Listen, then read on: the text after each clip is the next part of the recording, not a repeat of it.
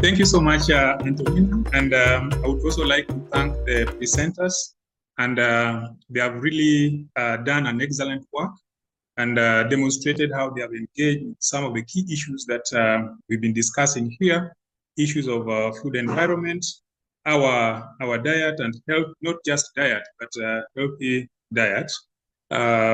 Professor Amos, you talked much about methods of investigating components of our food environments as well as policy interventions. So, and I would also want to thank the audience and the listeners here. And what I would want to note is that there's quite a lot, many questions that have been presented here. And unfortunately, the presenters and the team has not gotten enough time to respond to these issues. So these are some of the things that we are going to have in our AfriFoodLinks website. And we are going to continue to engage the presenters on how we can respond to this.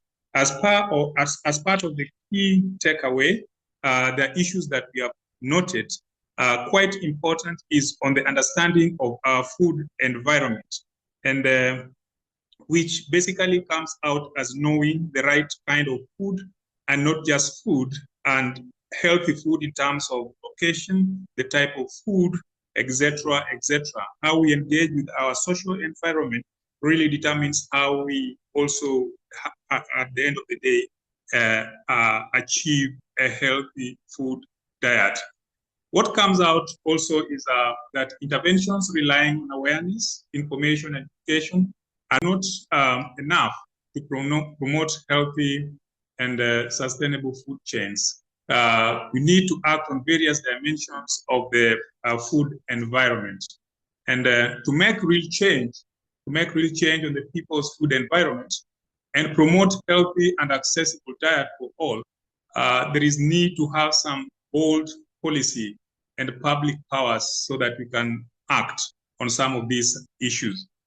We are also noting that public education interventions are not adequate to address food environment challenges, but should also be accompanied by provision of urban infrastructure and services. The other one is improving food environment should be seen as part of general urban development, improving livelihood, incomes, and living conditions.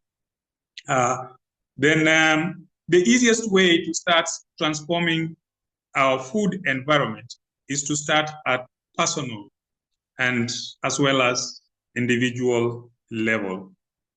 The other one is bylaws is an intermediate way to start transforming the food environment as a national or high-level policy or regulations are being developed. Observations and scans lends itself readily to a better assessment of our food environment. So those are the few takeaways that came up with. There is no time to go through all of them. I would thank all the members, and just for you to take note, AfriFoodLinks, as we just realized, involves partnership among various partners across Africa and beyond Africa and Europe. Over 24 partners are engaged in this project, and the AfriFoodLinks community of practice will continue to engage you to bring various series of webinars. Our next webinar will be a continuation of this, which will also be an international one, and the title will be Showcasing Circular Business Models Contributing to Access to Healthy and Nutritious Food in Our Cities. So we welcome all the participants so that we can have a continuous discussion of our access to food nutrition and safety. So otherwise, thank you so much. Time is not on our side. We shall have to end this, but we welcome you to our next webinar, which will be coming within the next 2 or 3 weeks. We shall let you know. Thank you so much.